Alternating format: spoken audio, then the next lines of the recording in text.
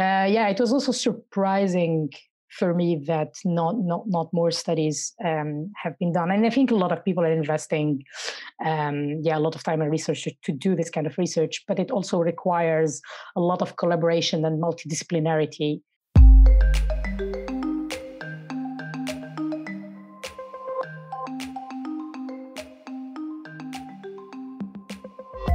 Welkom bij de Surf AI Innovators podcast. De podcast waarin we kijken naar wat we kunnen met artificiële intelligentie en machine learning in het onderwijs en het onderzoek. Mijn naam is Thomas van Nimbergen en ik zit hier met mijn collega's Duc Baten. Hey Duc. Hallo, goeiedag Thomas. Zit in. Mooi. En Andres Steijaert. Hey Andres. Hallo allemaal. Hi Thomas. Hi Duc. En vandaag is onze gast Nadia Metoui, postdoc-onderzoeker aan de Universiteit van Amsterdam. En we gaan het gesprek in het Engels voeren, so I'm switching to English now. Nadia, welcome to the podcast. It's a pleasure to have you. Thanks a lot. Thanks for having me. Nadia, you were part of a video UvA did together with Surf on AI. And in that video, you introduced your research project. And if I'm going to summarize this, you make manipulative videos, or no, I should say you manipulate videos of politicians. Yes. So they will say weird stuff. And then this technology is called Deepfake. And then you measure the effect of these videos on people and audiences who are not aware that it's fake. So this is potentially can have a very large impact on our society. And also, especially if you use it in a political setting. So I was going to ask, please explain your research, what you're doing, and maybe start by explaining what exactly a deep fake is, because it might not be something everyone is aware of. Sure. So, a little bit about my research in broad terms. So I work within a multidisciplinary team at the University of Amsterdam within a research initiative called ICDS, or Information, Communication and the Data Society. And it's a collaboration between several faculties and research groups, including the Amsterdam School of Communication Research, ASCOR, and the Institute of Information Law, IVIR, at the University of Amsterdam. So my work also takes place in studying the impacts of the personalized communication, which is any type of communication where the source of information or a message collects data about individuals and, let's say, tailors the message to have more impacts, let's say, in the receiver. And this is more and more emerging and frequent phenomenon in the digital world where we live in, where big data and data-driven algorithms are more and more present. Why we got interested in deepfakes, which can be used to produce a type of let's say fake news, but is more stimulant and has more impacts on receivers in theory, and that's what we wanted to know and study. So a colleague approached me 2.5 years ago, and he asked me, "Do you know what is a deepfake?" I said, "No." He said, "Can we make it?" I said, "We can definitely try."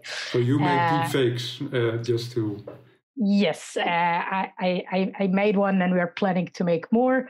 And my colleagues. And maybe for the sorry for interrupt, for the audience, no worries. a deep fake. If what do we need to know, or what? Because I saw a video on the NOS of I think blocking on his name from the CDA.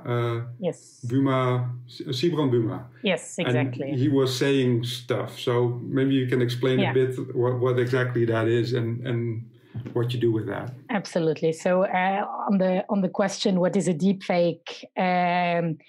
So if you Google a little bit, I guess the definition you will get is it's a combined word that is composed of deep for deep learning, which is a set of machine learning techniques, and fake, which is not real. So our own definition, or my own definition of that, is an artificial intelligence generated synthetic media where real or fake entities are staged in fake circumstances. So you can have a real person and a real politician, in our case, Sibrin Buma, and make him or her say unreal things that they never said, basically. And what we did is make Buma say a joke, and then we showed it to potential voters, and in order to assess whether it changed, whether, first of all, they believed it was real or not, and then whether it changes anything in their political attitudes. So does it impact negatively the image of the person, the image of their political party? And we did not do it yet, but also ideally to assess if their vote intention will change or not after seeing this video. And Nadia, was it convincing? Did people believe this? Yes, surprisingly so. And if I recall correctly, we did the experiment with around 278 people, from whom the majority answered it was credible, and then around 12 people answered it was not credible. And when we asked a little bit more, they said, oh, this is edited or taken out of its context. But very few people, I dare say 2 or 3, said it was a deep fake. So the technology is being used, or let's put it this way, it's potentially a technology that can be used to influence how people perceive someone, and therefore also influence their opinion of this person. So people are already doing that with or without the technology. We have a lot of things that, let's say, are used to kind of steer opinions and influence people and so on. But what is interesting with deepfake is that, let's say, it stimulates several senses. So you have the audio, you have the image, and so on. Deepfake video, sorry, because the audio deepfakes are also deepfakes. And what is interesting to study here as well is different contexts. For instance, can we leverage, let's say, confirmation biases and take people who are already polarized or already believe in conspiracy theories and kind of confirm their beliefs with a very convincing form of multimedia, which is the fake videos. It's also interesting to study the deepfakes in the context of targeted messages. So you tailor the message you want according to, in order to achieve a maximum impact on certain type of categories. So for instance, using emotions such as fear or hate and so on to kind of be more convincing and more manipulative in this sense. And this is something you can do with a deepfake. Yeah, I think there are so many interesting aspects. That's why we are thrilled to have you in this podcast. It's about the impact. You know a lot about this. And it's also about how do you actually create this? How difficult is it to create a deepfake like this? Do you have more information about this? How do you construct a deepfake? What are the ingredients? So if you if you take the definition of Wikipedia of what is a deepfake, then I think everybody is already creating deepfakes. For instance, every time they use their Snapchat filter, this is how easy and how accessible it is to create a deepfake. But so the answer is yes, we are already doing it. But then to create a very good and persuasive deepfake like we tried to do, I think you need a little bit more investment in infrastructure, including GPUs. You need to collect images and videos about your victim or your target, which is more and more possible, especially if it's a public figure, and even individuals, the way we exhibit our lives on social media and so on. So that is becoming more and more possible. But also the technical part, it's getting more and more democratized and more accessible, even for people who do not have necessarily a lot of technical knowledge. Is it already at the point that there is a company offering this as a sort of commodity service where obviously it's possible on a technical sense, people might do it at home, but is it already to buy? That's a very good question. So speaking again of the ingredients, I think there are two things we need to consider when speaking about deepfake is the deep footage or video and the deepfake voice. So I think the advances in terms of images and video footage and faking video footages are, let's say, quicker than advances in audio. I'll call it cloning, which is one technique of faking voices or faking speech. But in terms of voice cloning, I know that there are already companies that are offering this kind of services to, for instance, the entertainment industry. I think Lyrebird is one service that you could use. So what they're offering is to clone your own voice from saying, I think 5 or 10 sentences, and you're able to create your voice avatar. There's a company I'm in contact with right now, but I cannot recall the name. They also offer this kind of services to, again, mostly to the entertainment industry, and I think they have pretty spectacular results. Now, in terms of images, I don't think such a paid service exists. But again, like Snapchat filters are one manifestation of this. I think there is also an aging and an anti-aging app. So there are a lot of apps that are doing already this image manipulation. And yeah, I think in the very near future, we will see this kind of services being offered. I have Snapchat and I use all the filters, and I think it's great. So and you're using deepfake on a daily basis. Yes. Now we learned something from you, Thomas. If you don't know it, you should. You can spend an evening just making faces at your phone. So, no. So there's a good side to deepfakes, right? I mean, it's used in the entertainment industry, but the bad side is also showing itself. So how do you predict this is going to go in the future? So now you say the messages are too short, or it's like limited, and people are still not convinced. So what's your vision on where this will be in 10 years' time? I think it will be available and easily usable and accessible to a lot of people, generating AI generated media, at least. Then whether we will call them deepfake or another name is a different issue. And I think also both the bad effects and the good effects will still be here and very democratized. So more and more people will be able to home produce it, let's say. One step back to your research. There you show that it actually has an effect on people.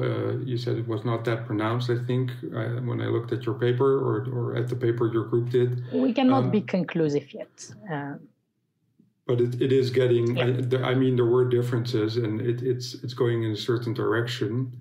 How is this, what's the result of your research, or how is the result of your research, these findings, what's being done with it? Is it stirring up politics, or are people springing to action because what you find? Can you comment on that? So I have to say something before answering this question is there are very few studies on the effect of deepfakes, and a lot more needs to be done to understand the different and complex impacts of this technology. So yeah, before saying before qualifying the result. Let's say a lot more studies needs to be done. And there is an urgent need for them, as you mentioned. And the reason is hopefully, because I'm also a technical person, right? So I'm not carrying those studies on my own, but I understand the importance of these studies because the output is needed to, first of all, educate people and raise awareness about the possibility of manipulation and frauds. Because, okay, on a large scale, you can say maybe a fake video of a politician that circulates on the internet can be fact-checked and corrected.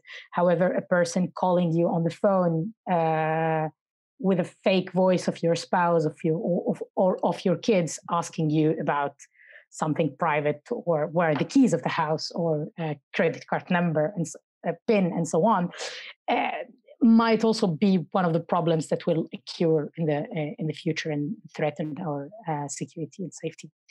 So educating people is one good reason to do those studies. Developing detection and prevention techniques is also a very let's say a very good investment in this research. And finally, informing policymakers on why and how they should regulate such technologies in order to prevent their harmful effects. Because Nadia, what you say, it's a surprise to me that you say there isn't much research done in this area about the potential implications.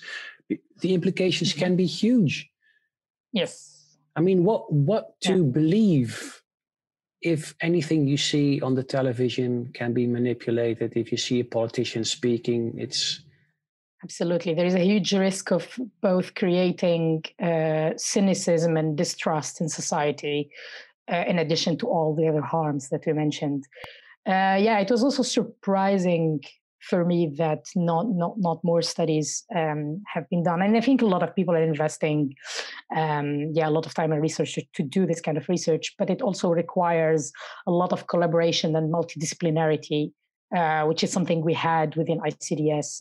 We had the chance to collaborate with different disciplines. And I think that is also what is needed to kind of carry this kind of research. Because from my stand, again, as a technical person, I couldn't have carried this research on my own. Before we zoom in on this particular aspect, to round off this earlier segment, may I ask something about, are you following the US elections, for example? Do you think deepfakes are being used? Have you seen examples? It's hard to say if they're present or not. Mentioning that, we are also working on a second study right now that deals with political attacks, and we will be doing something related to the US election, but we will do it after the election to be on the safe side of the ethical points. So to answer the question whether they do exist or not, I hadn't seen any, and I don't expect anything to exist in the open circles. But then there is a risk that in like smaller groups that I can say we cannot access, for instance, extremist groups where some information circulates without us seeing them.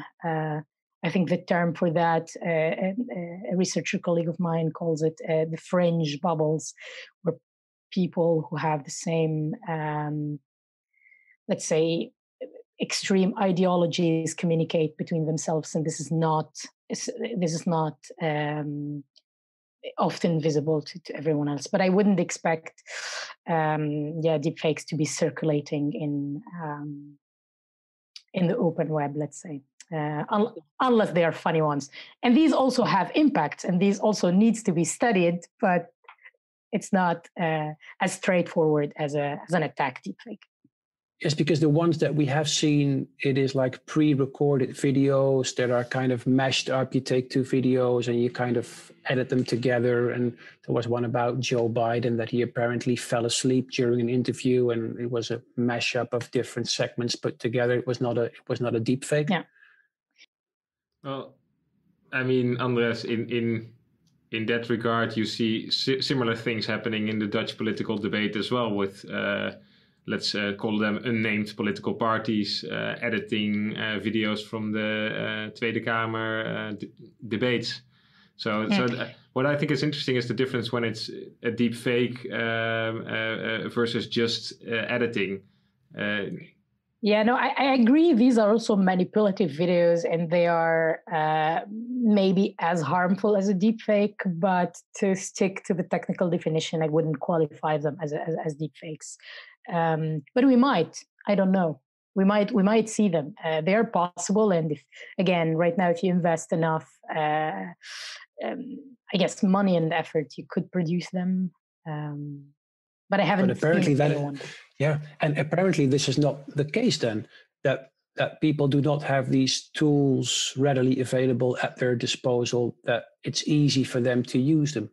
I'm sorry, Otherwise, I didn't get your question. Well, because you say you haven't seen any deep fakes now used during the US elections. Yeah. And is that because the tools are not yet readily available for the people that would like to do those kind of things? I'm not exactly sure why, but and again, I'm saying I didn't see any, so I don't know if they exist or not. But it's a very good question. I don't have an exact answer to why aren't they there yet. But yeah, maybe. Something I don't know where I read it or if I saw it, but is it possible to introduce like a technique to detect if something is a deep fake based on I don't know what, but yeah. So a lot of research is done in that direction. There are techniques that using incoherence in pixels in a video. So they basically train machine learning algorithms or IA algorithms to kind of detect irregularities in frames of video. There are also techniques based on, I think it's called fingerprints. So when you record a video with a device, it leaves certain traces that can be linked to a certain device. And when you manipulate videos, you kind of alter these fingerprints. So a machine learning algorithm might be able to differentiate an original video and the manipulated video. But all these techniques are still in early stages of development, and some are giving hints of promising results, but nothing very solid is there yet. But I think we have also a little bit of time before a video totally, let's say, tricks a human expert. And at that stage, we will really need these techniques to kind of fight deepfakes. And to fight these deepfakes, there's probably different approaches, strategies to go about. Like you said earlier, you might have this society that becomes deeply skeptical of everything they see. To deal with this new part of video media, let's put it that way, do we need to focus on technical solutions, like, for example, an algorithm detecting these parts of a video, or is it part of sort of a digital wisdom that needs to be created amongst society to not just trust videos like we used to trust photographs, for example, and Photoshop sort of made people a little bit more skeptical there as well? Yeah. Is something similar happening with video then as well? Yes, absolutely. I think it's a mixture between all these, and skepticism is not a bad thing, but cynicism is. I think you need to be skeptical towards any information you receive, and give it a thought if it's like fake news or if it's biased and so on. So I don't think that's a bad thing, and I think yes, more education needs to be. And awareness needs to be spread to kind of try to understand if this is fake or not. And again, not only fake videos, but also fake media such as voice and so on. So to avoid scams and frauds and so on.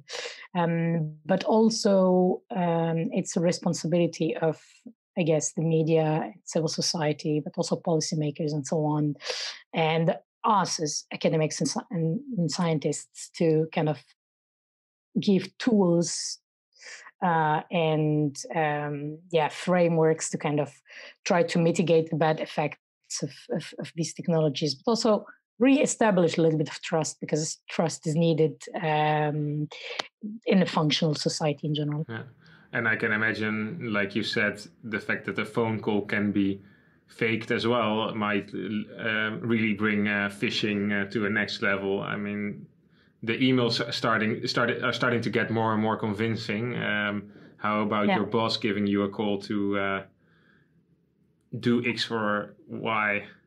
Absolutely. You mentioned that the IVIR is part of your work. That is the legal specialist department at the university. Are they looking at legal implications of this work? What is their involvement?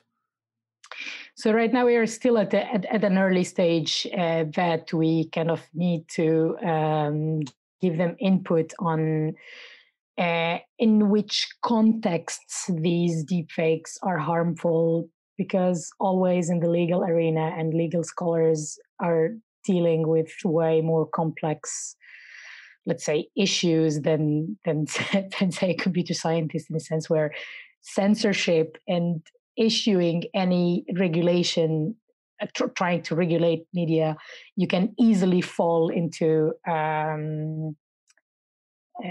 censorship and limiting freedom of expression, which is something that is absolutely to avoid. That's why you need a lot of information about when are these deepfakes really a threat? Are they really a threat? How are they a threat, and so on. So there are a lot of questions to answer and information to give them before they're able to let's say, develop legal tools to kind of fight deepfakes. So that brings me to something that interests me, and I think also you, if I can believe your LinkedIn page, which I of course took a look at. There you say that you're also studying explainable AI and AI ethics, which is a topic I'm interested as well, but more from the humanities side. What interests me is that you're also someone with, like you said, technical background, technical expertise. I can imagine that brings a whole different perspective to that ethical debate, right? Because you become able to test these sort of hypotheses that might otherwise only be debated or posed as a discussion topic. Do you think there should be more collaboration there between the ethics and the technical aspects?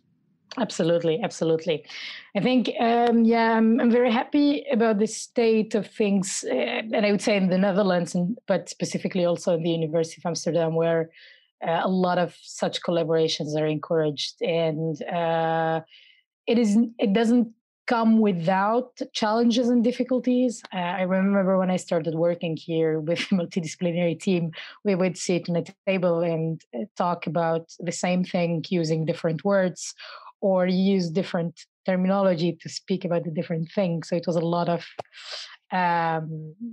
discussing and going to kind of basics and building a terminology together in order to tackle these issues. So multidisciplinary collaboration is a must And even when you write it, AI and ethics, it has AI and it has ethics. So you need people from different disciplines to tackle these issues. Yeah, especially seeing as a lot what's been happening over the last few years has been these sort of lists of principles that have been developed, which have been an interesting start. And based on that, I think a lot more is happening now also in testing out different approaches to tackling some of these issues. Like, for example, the whole explainable AI question. So I think that's super interesting to see, because there's a lot to be added in that collaboration. You're not just discussing in open air with no effects. Definitely. So the discussion started from like the philosophical level, which is discussing values. How can we imagine, or how do we want society to be in the era of artificial intelligence? Then from those values, as you mentioned, you kind of develop principles that are more concrete. And then from those principles, there's a collaboration with people from technical field, but also policy making, to make them practices and products in artificial intelligence. So yeah, it's definitely a process, and it needs the collaboration of these different disciplines, and needs to end up in clear, as I said, practices and products respecting those principles and values.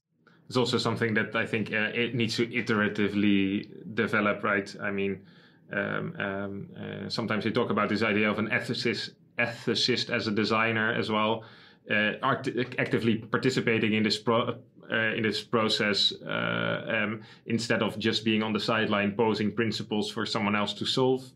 And I can imagine the same thing coming from your perspective. Of course, you're building something that is going to have a societal effect, that those questions come up as well from that side. And in conversation, you come to new conclusions. Absolutely. Very well said. I don't have anything to add to that. I think all stakeholders, including users and elements of civil society, should be included in developing those AI for good or AI for humans. It has different names, but I think developing such tools need to involve all stakeholders from the very beginning. I have a related question. I liked what you said about AI for good. Is there also a deepfake for good? Can deepfakes be useful? Absolutely. But I wouldn't.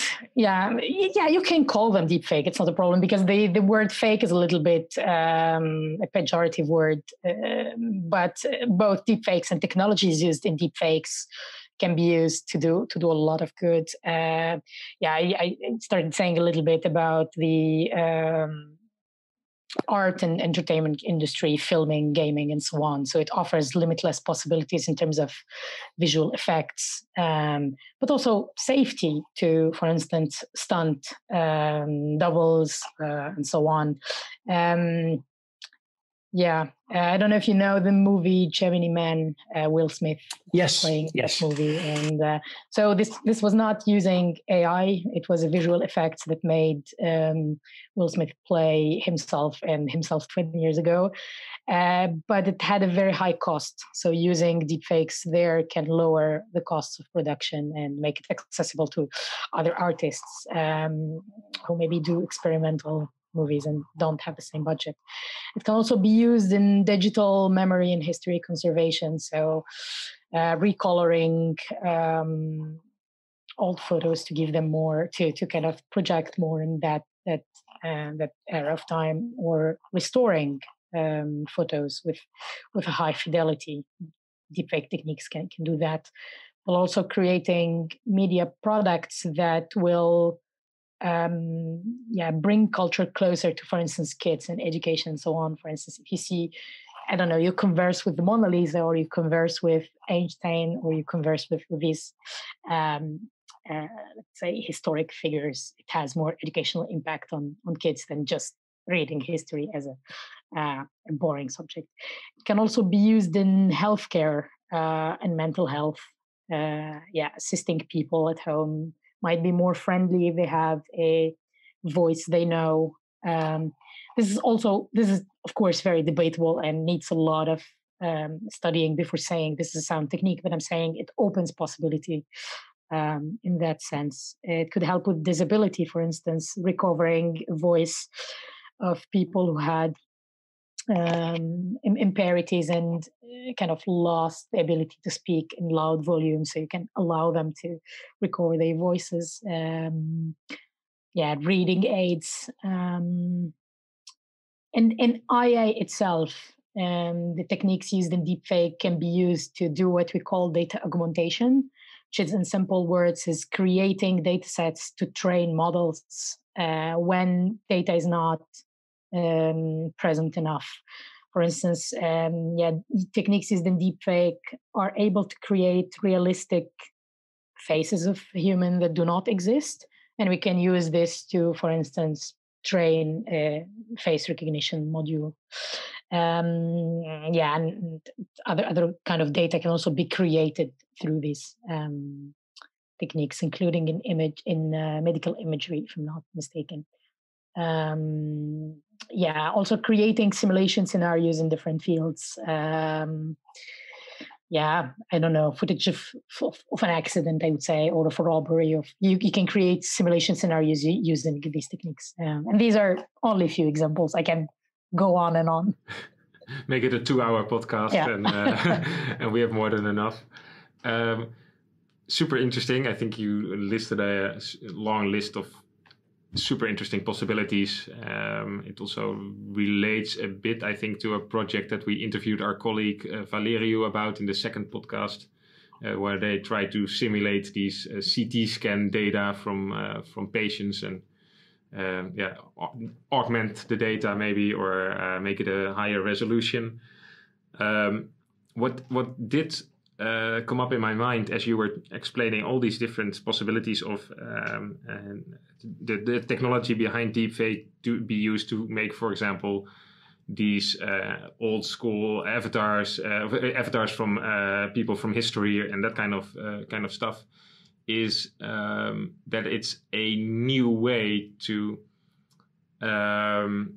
generate content and interaction that's not yet known to us. So, for example, if you now would like to have a TV show or a podcast such as this, it still requires quite some man hours put into it to generate this content, which makes it a little bit more difficult to scale. In theory, I think something like deepfakes, if taken to the extreme, could make the generation of content, if it's fake or not, doesn't really matter, so low cost and scalable that might have like a huge societal impact, I can imagine. Absolutely. It just comes up in my mind like this, wondering. I mean, I guess it's a tool you give to creatives, and creatives will always surprise you with what they can do with it. But it offers a lot of possibilities, as I said, for content creators, artists, and So think about the gaming industry. And that scalability, and that's maybe where my worry comes from a bit. Also, usually centralizes power and control over parts of society, right? So that's definitely something at least I worry about sometimes, and we probably should societally, if you ask me, at least. I'm always a firm believer that technology, whether it is fire, the heat engine, contraceptives, and the digital technologies are there to kind of or have the potential to help achieve, as you said, a little bit of form of social justice and like bridging privilege gaps and empowering, let's say, marginalized groups or as you said, groups that have less economic power, let's say, than others. Is that something you would also like to work on? Ways at using your expertise in these kinds of technologies to empower these groups? Absolutely. I'm again a people and the technology enthusiast, and this is maybe why after all, I'm doing it, and I started doing computer security because I wanted to make, let's say, the digital space a safer place, and then I moved a little bit on knowing and thinking that maybe computer security is not enough. And of course, it's an essential part, but there are a lot of other ways to achieve that. And we're not only working on deepfakes, I'm also working in general in questions related to artificial intelligence and ethics. And one of the other problems, for instance, is the machine learning and artificial intelligence algorithms are not able to verify the quality and trustworthiness of the data they're using, whether it's biased or not, but also whether it's good or not. And one of the ideas I'm working on is to kind of train machines to be more skeptical about the data it is using, but also the sources of data. Malicious users can also, let's say, manipulate algorithms in order, for instance, in a commercial context, to promote products and demote other products. When dealing with recommender systems. So I don't know if this answers your question. Yeah, no, of yes. course. I mean, it's also interesting to hear a bit what your interests and ambitions are in that regard. You can use your expertise for so many things, and it sounds, at least here, there's a lot of potential to help solve some societal questions that become more and more urgent every day. What will be the next step for you, Nadia? Your next project you'll be working on? So that's a little bit what I was just talking about. Enabling, let's say, bias detection or monitoring how artificial intelligence algorithms are working in order to provide moral resilience and solve some of the issues that we are seeing with machines being segregating or biased. I will also continue working a little bit on deepfakes. I guess it's let's say, if it was not such a scary topic, I would say it's fun to work on.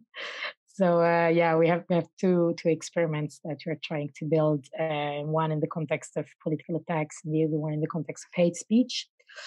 To see the impact of deepfakes on these two contexts. Really interesting stuff, Nadia. We're reaching the end of the podcast. So one question we always ask is, do you have anything really interesting to share in terms of books we should read, or links we should click, or pages we should visit? Netflix series to watch. Netflix series we talk a lot about. Something that is like fun to watch is, I think it's called Deepfake or something like that, and it's a YouTube channel that is collecting all the deepfakes existing in the internet.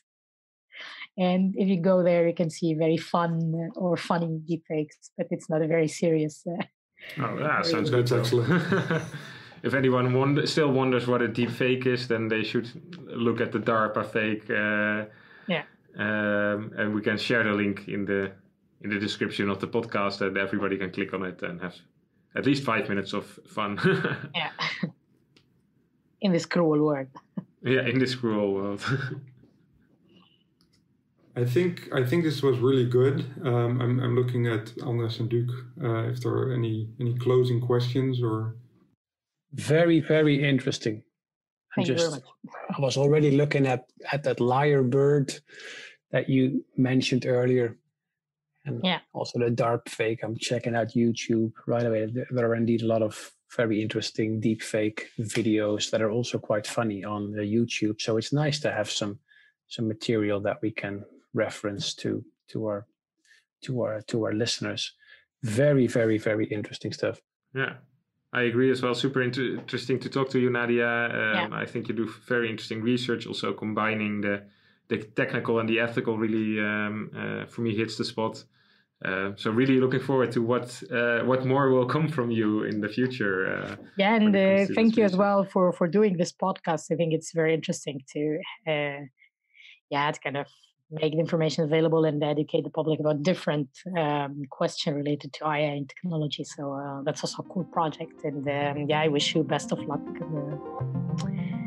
making of this series. Thank you, Nadia. Thank you for being on the podcast. That's really great. No worries. Was weer een leuke aflevering, toch jongens? Was weer een mooie aflevering. Het was top. Ik vind het mooi dat ze hier onderzoek naar doet.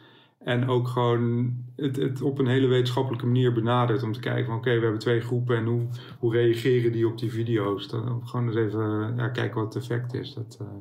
En wat mij opviel is dat ze zei dat ze niet denkt dat er nu in de Amerikaanse verkiezingen veel of gebruik van wordt gemaakt. Ik heb ze ook nog niet gezien. Hè. Er is nog niks. Dan wordt het wel meestal breed in de media uitgemeten. Zeker ook de kanalen die wij volgen vanuit ons AI-werk. Ik heb ze ook nog niet langs zien komen.